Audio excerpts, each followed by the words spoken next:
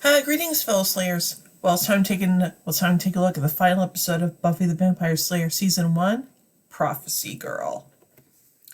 Xander's practicing lines on Willow the Bronze, preparing how best to ask Buffy to an upcoming dance.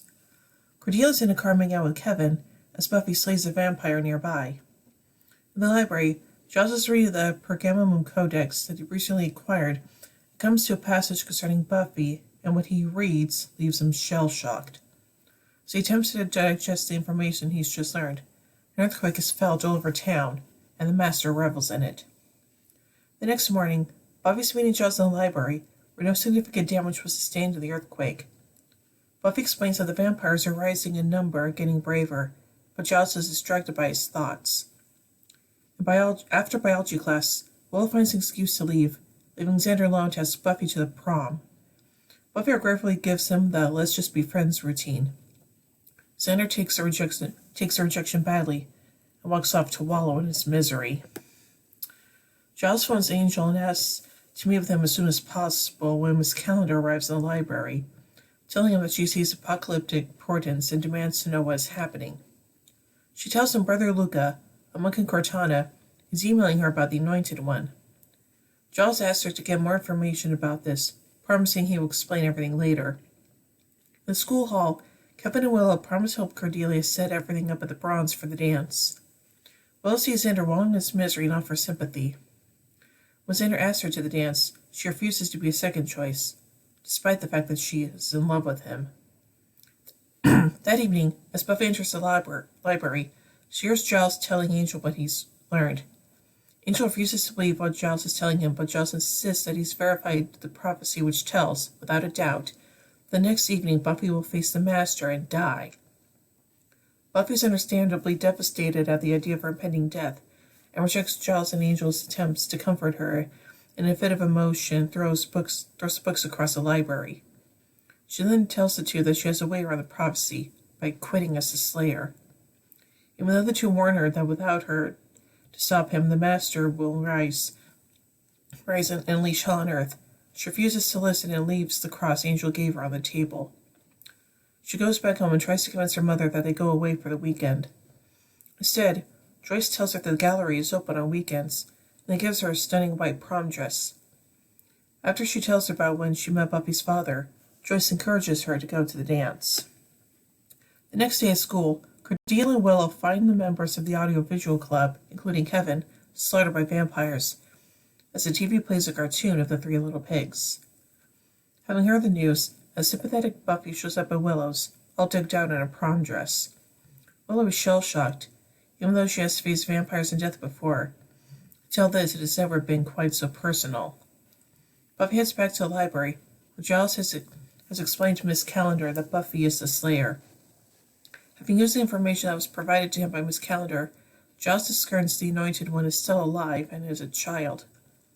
In the tells Miss Calendar they intend to face the Master so Buffy doesn't have to, but Buffy, having overheard everything, stops him having realized she can't escape destiny. Giles tries to stop her, telling her he's willing to defy the prophecy, so Buffy knocks him out. Miss Calendar reminds Buffy that if she faces the Master she'll die, and Buffy responds that at least she may be able to take him down with her. Outside the school, she finds the Anointed One asking for help. Buffy tells him she knows who he is and allows him to lead her to the Master's lair. Willow and Xander show up at the library, where they learn the prophecy and that Buffy has gone off to face the Master. Xander leaves, only to show up at Angel's apartment. The two have a mutual dislike of each other, both being in love with Buffy. But when Xander tells Angel that Buffy is going to face the Master, he agrees to lead him to the Master's lair. The Master and Buffy fight and taunt each other. The Master tells Buffy that it is her blood which will free him, drinks from her, and leaves her to drown in a shallow pool before breaking free of his mystical prison and rising to the surface. At the library, Willow and Miss Calendar decide that the Hellmouth is underneath the Bronze and leave. However, as they leave, they see an army of vampires approaching the library. Cordelia rescues them in her car and drives the car straight into the school. Xander and Angel reach Buffy only to find she is dead. Xander performs CPR, as Angel can do himself since vampires don't breathe, and manages to revive her. When Buffy regains consciousness, she heads to the surface to kill the Master who is now above the library, and using her power to summon all the matter all manner of beasts from the Hellmouth. Cordelia, Willow, Giles, and Jenny fight off vampires trying to enter the library.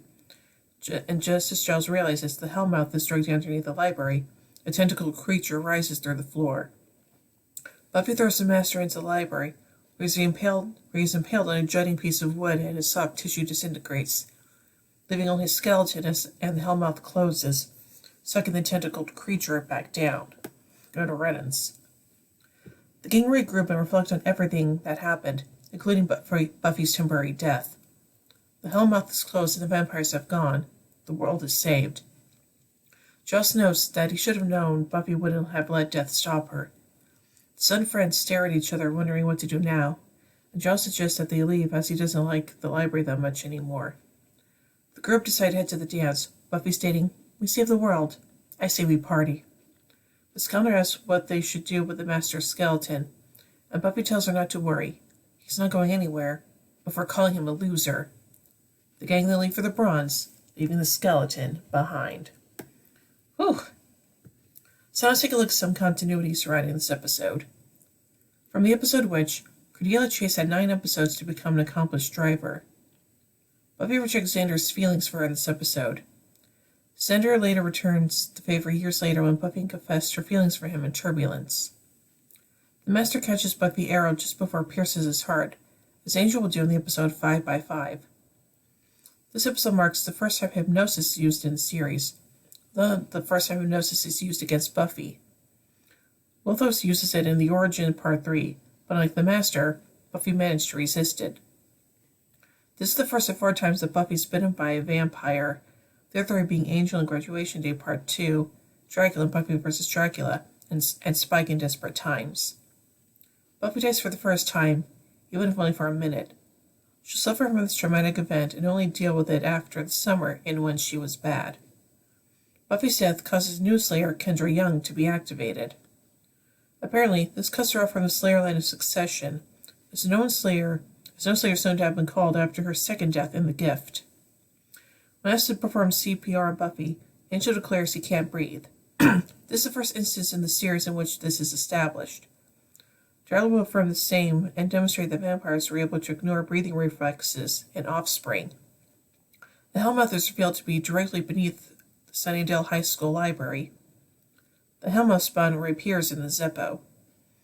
Unlike lesser vampires, the Master's bones are left behind after his death, not turning to dust like the rest of the body. They are soon buried, until finally destroyed in When She Was Bad. And now let's take a look at the production of this episode. While Joss Whedon had written other scripts for the show before, this episode was his first turn as both writer and director. Joss wanted to have 90 vampires converge on the school, but had to scale it down due to budget restrictions. The exchange between Buffy and Angel when he starts to tell her that he likes her dress, but she cuts him off, saying, Yeah, I was a big hit with everyone, was added in production and not in the original script. The huge demon that comes up out of the Hellmouth at the end of the episode was created at Optic Nerve. The budget didn't allow for a computer-generated effect, so tentacle costumes are created. Each tentacle has a human being inside, manipulating it from within. Sarah Michelle Gellar kept Buffy's prom dress for herself, as she revealed after sharing a picture wearing it over 20 years later. And now let's take a look at some pop culture references. When Cordelia and Willow find Kevin and the other students dead, television is showing an episode of the Looney Tunes cartoons. Excuse me.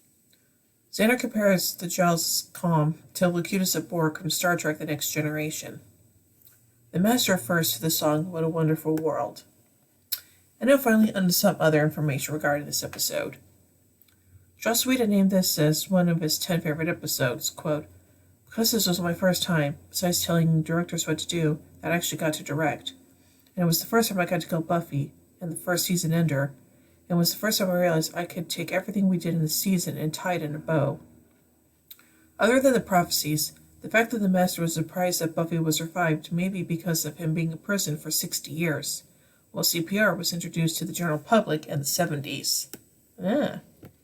So overall, I think this is a very good way to end the first season of the show, and it's just a really good season finale overall. So yeah. So overall, I give Prophecy Girl 5 vampire steaks out of 5. Well, anyway, tune in next year as we take a look at Buffy the Vampire Slayer Season 2. And next month, Supernatural Summer begins with Supernatural Season 1. So, until then, see you, everybody.